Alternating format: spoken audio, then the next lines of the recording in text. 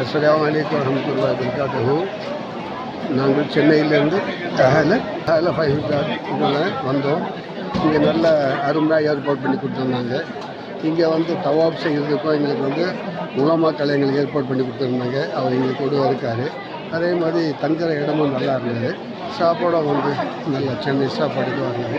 மிக்க மகிழ்ச்சியாக இருந்தது. ஏன்னா இந்த மாதிரி கட்டணத்தில் எங்களுக்கு இப்படி நிறைவான சேவை செய்ததுக்கு ஜஸாக்கல்லாஹ் ஹைரன். அல்லாஹ் ரஹ்மத் செய்வார். அஸ்ஸலாமு அலைக்கும்.